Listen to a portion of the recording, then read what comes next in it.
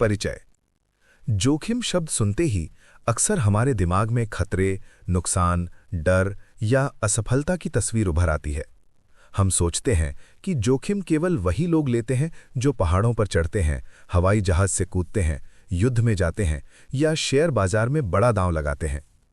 आम जीवन जीने वाला व्यक्ति खुद को जोखिम लेने वाला नहीं मानता, लेकिन द आर्ट ऑफ रिस्क नामक पुस्तक इसी सोच को चुनौती देती है।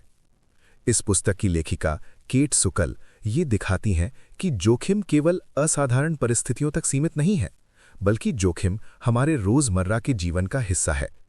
जब हम नई नौकरी स्वीकार करते हैं, किसी रिश्ते की शुरुआत करते हैं, अपने विचार खुलकर रखते हैं, कोई नया कौशल सीखते हैं या अपने जीवन में कोई बदलाव लाने का निर्णय लेते हैं, तब हम जोखिम ही ले रहे होते हैं। लेखिका अपनी निजी जिंदगी से शुरुआत करती हैं। वो बताती हैं कि कैसी एक समय वो खुद को जोखिम पसंद करने वाला व्यक्ति मानती थीं, लेकिन जैसे जैसे जिम्मेदारियां बढ़ीं, परिवार और बच्चे की देखभाल आई, वैसे वैसे उनका जोखिम लेने का स्वभाव कम होता गया। तब उनके मन में ये सवाल उठा कि जोखिम वास्तव में होता क्या है? कुछ लोग इसे सहज रूप से क्यों अपनाते हैं और कुछ इससे डरते क्यों हैं? क्या जोखिम से डरना स्वाभाविक है या क्या हम इसे समझकर बेहतर निर्णय ले सकते हैं? ये पुस्तक किसी को लापरवाह बनने या अंधाधुंध जोखिम लेने की सलाह नहीं देती, बल्कि ये जोखिम को समझने की कला सिखाती है। इसमें विज्ञान, मनोविज्ञान, मस्तिष्क विज्ञान, आनुवंशिकी, भावनाओं और सामाजिक प्रभावों के जरिए ये समझाया गया है कि हम जोखिम को कैसे देखते हैं और कैसे बेहतर तरीके से उसका सामना कर सकते हैं। ये पुस्तक बताती है कि जोखिम से बचना ही समझदारी नहीं है, बल्कि सही तरह से जोखिम लेना जीवन को आगे बढ़ाने का रास्ता है। जोखिम वास्तव में क्या है? जोखिम को अक्सर खतरे के रूप में देखा जाता है, लेकिन वास्तव में जोखिम का मतलब केवल खतरा नहीं होता। जोखिम का असली अर्थ है अनिश्चितता। जब हम कोई ऐसा निर्णय लेते हैं जिसके परिणाम पूरी तरह तय नहीं होते, तब हम जोखिम ले रहे होते हैं। उस निर्णय से नुकसान भी हो सकता है और फायदा भी। मानव मस्तिष्क हर समय ऐसे निर्णय लेता रहता है। हमारा दिमाग लगातार ये आकलन करता है कि कौन सा विकल्प सुरक्षित है और कौन सा अनिश्चित। ये प्रक्रिया इतनी तेज होती है कि हमें इसका एहसास भी नहीं होता। मस्तिष्क के कुछ हिस्से भावनाओं से जुड़े होते हैं जो डर या उत्साह पैदा करते हैं, जबकि कुछ हिस्से तर्क और योजना से जुड़े होते हैं जो हमें सोच समझकर निर्णय लेने में मदद करते हैं। इसी कारण दो लोग एक ही स्थिति को अलग अलग तरीके से देखते हैं। जो स्थिति किसी के लिए रोमांचक होती है, वही किसी और के लिए डरावनी हो सकती है। जोखिम वस्तुनिष्ठ भी है और व्यक्तिपरक भी। उसमें वास्तविक खतरा भी शामिल है और व्यक्ति की भावनात्मक प्रतिक्रिया भी। मस्तिष्क और जोखिम का संबंध। लेखिका बताती हैं कि जोखिम लेने की प्रक्रिया हमारे मस्तिष्क की संरचना से जुड़ी है। मस्तिष्क में ऐसे तंत्र होते हैं जो इनाम और दंड का अनुमान लगाते हैं। जब हमें किसी काम से संभावित लाभ दिखाई देता है, तो मस्तिष्क में डोपामीन नामक रसायन सक्रिय होता है जो हमें प्रेरित करता है। वहीं जब हमें नुकसान का डर होता है, तो डर से जुड़े हिस्से सक्रिय हो जाते हैं। मस्तिष्क दो तरह से काम करता है, एक तेज और भावनात्मक तरीका जो तुरंत प्रतिक्रिया देता है, और दूसरा धीमा और तर्कसंगत तरीका जो सोच विचार करता है। जोखिम लेने के समय ये दोनों प्रणालियां एक साथ काम करती हैं। अगर भावनात्मक प्रतिक्रिया बहुत ज्यादा हो जाए तो व्यक्ति जल्दबाजी में निर्णय ले सकता है। अगर तर्क बहुत ज्यादा हावी हो जाए तो व्यक्ति कोई कदम ही नहीं उठा पाता। जो लोग जोखिम को अच्छी तरह संभालते हैं, वे इन दोनों प्रणालियों के बीच संतुलन बना पाते हैं। वे ना तो पूरी तरह डर से भागते हैं और ना ही बिना सोचे समझे आगे बढ़ते हैं। आनुवंशिकी और जोखिम। पुस्तक ये भी बताती है कि जोखिम लेने की प्रवृत्ति में हमारे जीन की भी भूमिका होती है। कुछ जीन ऐसे होते हैं जो व्यक्ति को नया अनुभव लेने के लिए प्रेरित करते हैं, जबकि कुछ जीन सतर्कता बढ़ाते हैं। लेकिन जीन कभी भी हमारे व्यवहार को पूरी तरह तय नहीं करते। पर्यावरण, पालन पोषण, अनुभव और संस्कृति जीन के प्रभाव को बदल सकते हैं।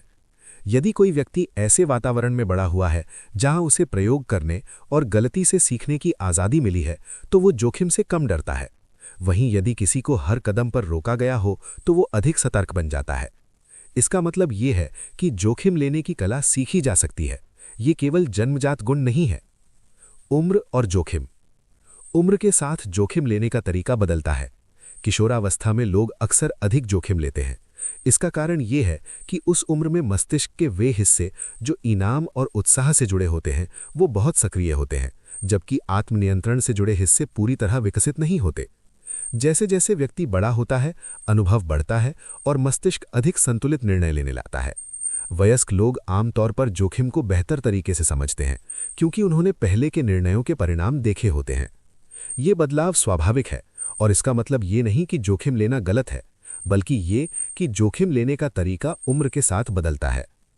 लिंग और जोखिम से जुड़ी गलत धारणाएं। अक्सर कहा जाता है कि पुरुष ज्यादा जोखिम लेते हैं और महिलाएं ज्यादा सतर्क होती हैं, लेकिन पुस्तक बताती है कि ये धारणा पूरी तरह सही नहीं है। कई अध्ययनों से पता चलता है कि जब महिलाओं को समान अवसर, जानकारी और समर्थन मिलता है, तो वे भी उतना ही जोखिम लेती हैं जितना पुरुष। जो अंतर दिखाई देता है वो ज्यादातर सामाजिक अपेक्षाओं और सांस्कृतिक नियमों की वजह से होता है। समाज पुरुषों को साहसी बनने के लिए प्रोत्साहित करता है और महिलाओं को सतर्क रहने की शिक्षा देता है। जैसे जैसे ये सीमाएं टूटती हैं, वैसे वैसे जोखिम लेने का व्यवहार भी बदलता है। इससे ये स्पष्ट होता है कि जोखिम किसी एक लिंग से जुड़ा हुआ गुण नहीं है, बल्कि परिस्थितियों और अवसरों से जुड़ा हुआ है। तैयारी, समझदारी भरे जोखिम की कुंजी। पुस्तक का एक बहुत महत्वपूर्ण संदेश ये है कि जो लोग जोखिम को अच्छी तरह संभालते हैं, वे लापरवाह नहीं होते। वे सबसे ज्यादा तैयारी करने वाले लोग होते हैं। चाहे वो पर्वतारोही हो, डॉक्टर हो, सैनिक हो या व्यापारी, सभी सफल जोखिम लेने वाले पहले से योजना बनाते हैं। वे संभावित समस्याओं के बारे में सोचते हैं और उनके समाधान तैयार रखते हैं। वे अभ्यास करते हैं, जानकारी जुटाते हैं और अपनी सीमाओं को पहचानते हैं। तैयारी जोखिम को खत्म नहीं करती, बल्कि अनिश्चितता को कम करती है। इससे व्यक्ति को आत्मविश्वास मिलता है और वो कठिन परिस्थितियों में भी शांत रह पाता है। समाज और रिश्तों का प्रभाव। हम अकेले निर्णय नहीं लेते, हमारे आसपास के लोग हमारे जोखिम लेने के तरीके को प्रभावित करते हैं। यदि हमारा सामाजिक वातावरण नया प्रयोग करने को प्रोत्साहित करता है, तो हम जोखिम को अवसर के रूप में देखते हैं। अगर वातावरण डर और असफलता पर जोर देता है, तो हम जोखिम से बचने लगते हैं। पारिवारिक प्रभाव बहुत गहरा होता है। बचपन में हमें जो सिखाया जाता है, वही हमारी सोच का आधार बनता है। जो बच्चे सुरक्षित माहौल में प्रयोग करने की आज़ादी पाते हैं, वे बड़े होकर आत्मविश्वासी निर्णय लेते हैं। रिश्तों से मिलने वाला समर्थन जोखिम को आसान बनाता है। जब हमें पता होता है कि असफल होने पर भी कोई हमारे साथ खड़ा रहेगा, तो जोखिम कम डरावना लगता है। भावनाएं, डर और तनाव। जोखिम का सबसे बड़ा हिस्सा डर है, लेकिन डर हमेशा बुरा नहीं होता। डर हमें सचेत करता है और हमें हमारी सीमाओं का एहसास कराता है। समस्या तब होती है जब डर निर्णय लेने की क्षमता को पूरी तरह रोक देता है। जो लोग जोखिम को अच्छी तरह संभालते हैं, वे डर को दबाते नहीं हैं, वे उसे समझते हैं। वे जानते हैं कि डर उन्हें क्या बताने की कोशिश कर रहा है। तनाव भी इसी तरह काम करता है। थोड़ा तनाव हमें केंद्रित करता है, लेकिन बहुत ज्यादा तनाव हमें घबरा देता है। प्रशिक्षण और अनुभव से व्यक्ति सीखता है कि तनाव में भी कैसे सोच समझकर निर्णय लिया जाए। असफलता, जोखिम का अनिवार्य हिस्सा। असफलता से बचना असंभव है। जो भी जोखिम लेता है, वो कभी ना कभी असफल होता है। लेकिन सफल लोग असफलता को अंत नहीं मानते, बल्कि सीखने का अवसर मानते हैं। असफलता हमें दिखाती है कि हमारी योजना में कहाँ कमी थी। ये हमें बेहतर बनने का मौका देती है। पुस्तक में ऐसे कई उदाहरण दिए गए हैं जहां लोग बार बार असफल हुए, लेकिन हर बार उन्होंने कुछ नया सीखा और अंततः सफल हुए। जो लोग असफलता से डरते हैं, वे अक्सर कोई जोखिम नहीं लेते, और जो लोग असफलता को स्वीकार करते हैं, वे आगे बढ़ते रहते हैं। रोजमर्रा के जीवन में जोखिम। पुस्तक का सबसे सुंदर संदेश ये है कि जोखिम कोई बड़ी और डरावनी चीज नहीं है। ये हमारे रोजमर्रा के जीवन का हिस्सा है। हर दिन हम छोटे छोटे जोखिम लेते हैं, भले ही हमें इसका एहसास ना हो। नई बात कहना, नई जगह जाना, नया काम शुरू करना, किसी से अपनी भावना व्यक्त करना, ये सब जोखिम है, और यही जोखिम हमारे जीवन को आगे बढ़ाते हैं। जोखिम को समझने से हम बेहतर निर्णय लेते हैं। हम जानते हैं कि कब आगे बढ़ना है और कब रुकना है। निष्कर्ष, द आर्ट ऑफ रिस्क हमें यह सिखाती है कि जोखिम से डरना स्वाभाविक है, लेकिन उससे भागना समाधान नहीं है। जोखिम जीवन का हिस्सा है, और इसे समझकर अपनाने से जीवन अधिक अर्थपूर्ण बन सकता है। बेहतर जोखिम लेने का मतलब है खुद को जानना, अपनी भावनाओं को समझना, तैयारी करना और असफलता को स्वीकार करना। ये साहस और सावधानी के बीच संतुलन बनाने की कला है। अंततः जोखिम कोई दुश्मन नहीं है, ये विकास का साधन है। जब हम जोखिम को समझते हैं तो हम अनिश्चितता में भी आत्मविश्वास के साथ आगे बढ़ सकते हैं और एक अधिक जागरूक, संतुलित और संतोषजनक जीवन जी सकते हैं।